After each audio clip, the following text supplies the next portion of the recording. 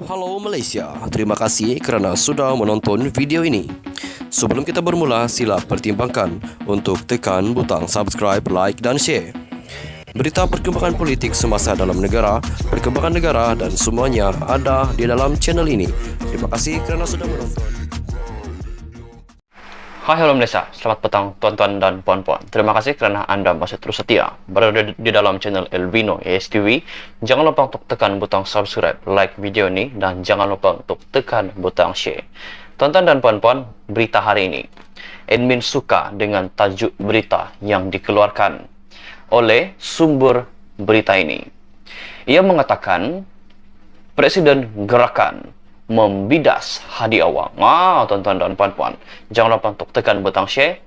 Sharekan banyak-banyak video ini supaya seluruh rakyat Malaysia dapat mengetahui bahawa Hadi Awang dibidas oleh Presiden Gerakan. Latar belakang kaum individu bukanlah faktor penyumbang kepada rasuah, kata Presiden Gerakan Dominic Lau. Dia mengingatkan Presiden PAS Abdul Hadi Awang, rakan sekutu gerakan dalam Perikatan Nasional PN, bahawa semua individu mempunyai potensi untuk maju berdasarkan usaha mereka sendiri. Saya tidak setuju orang bukan Melayu adalah perompak kerana semua individu akan berjaya atas usaha mereka sendiri. Tiada unsur rompakan, kata Lau kepada Malaysia Kini. Dia menjawab pandangan Hadi Awang yang dilaporkan mengenai bukan Islam dan bukan Melayu yang paling besar dan banyak penyakaunya, paling ramai yang kaya-kaya, yang paling besar dan banyak penyakaunya, paling ramai yang kaya-kaya, menjadi penyumbang dan penerima rasuah. Betulkah itu tuan-tuan dan puan-puan? Anda boleh tinggalkan pendapat anda di ruangan komen di bawah. Bagaimanapun, Lau menegaskan dia tidak bersetuju dengan pandangan yang melabelkan orang bukan Islam dan bukan Melayu sebagai punca utama rasuah di negara ini. Ini kerana sejarah telah menunjukkan bahawa kaum bukan faktor penentu kepada rasuah, katanya lagi. Pada Selasa, Hadi mengulangi gesaan supaya orang Melayu bersatu. Berkata kaum itu ditipu secara terang-terangan akibat sikap lalai serta jahil mereka. Ahli Parlimen Marang itu juga mendakwa orang Melayu telah kehilangan kuasa politik dan tanpa menyebut sebarang nama, dia dilaporkan membidas orang Melayu yang bekerja dengan bukan Islam dan bukan Melayu. Abdul Hadi Awang juga mendakwa masyarakat bukan Islam dan bukan Melayu adalah golongan yang terbesar menjadi penyakau serta terlibat dalam kegiatan rasuah.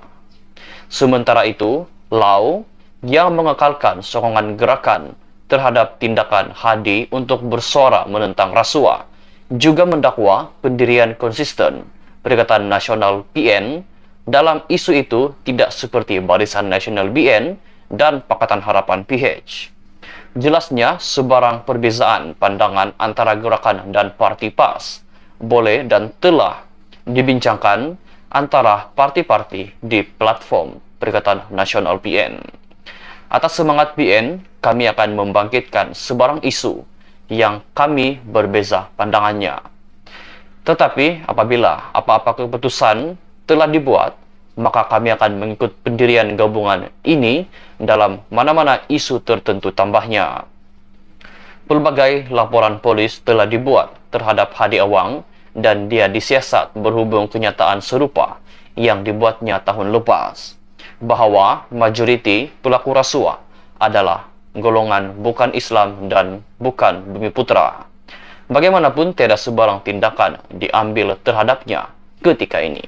Tuan-tuan dan puan-puan, terus setia berada di dalam channel ini untuk ulasan berita yang seterusnya.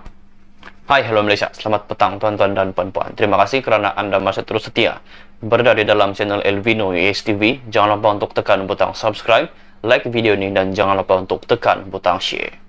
Tuan-tuan dan puan-puan, satu berita yang admin petik daripada Malaysia Kini. Lau ingatkan Hadi Awang, semua kaum boleh maju tanpa penyakau. Latar belakang kaum individu bukanlah faktor untuk penyumbang kepada rasuah, kata Presiden Gerakan Dominic Lau. Dia mengingatkan Presiden PAS Abdul Hadi Awang, rakan sekutu gerakan dalam Perikatan Nasional PN, bahwa semua individu mempunyai potensi untuk maju berdasarkan usaha mereka sendiri.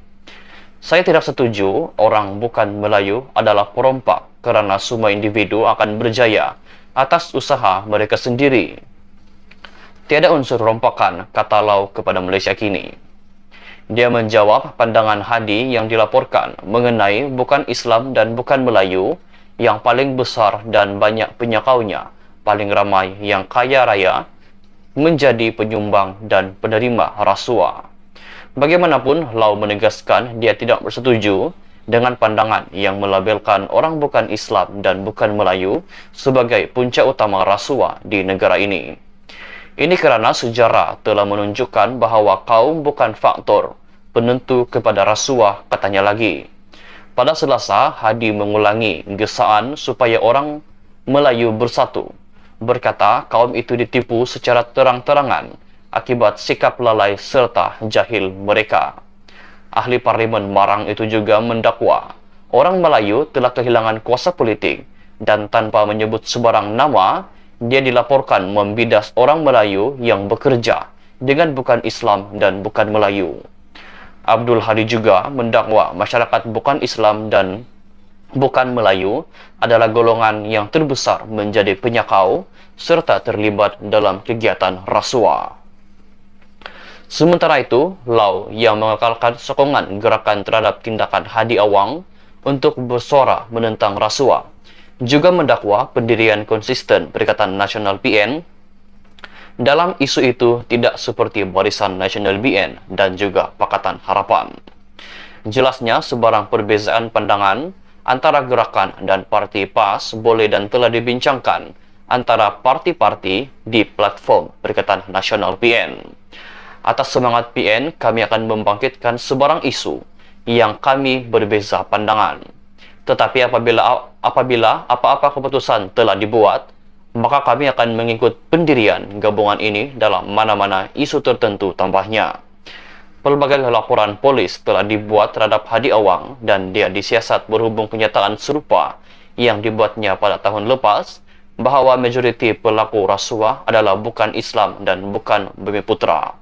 Bagaimanapun, tiada sebarang tindakan diambil terhadapnya setakat ini. Tuan-tuan dan puan-puan, sekian saja dulu perkongsian berita kita pada petang ini. Jangan lupa untuk tekan butang like, komen di bawah, share video ini, dan jangan lupa untuk tekan butang subscribe. Kita jumpa lagi di perkongsian berita yang seterusnya. Bye-bye.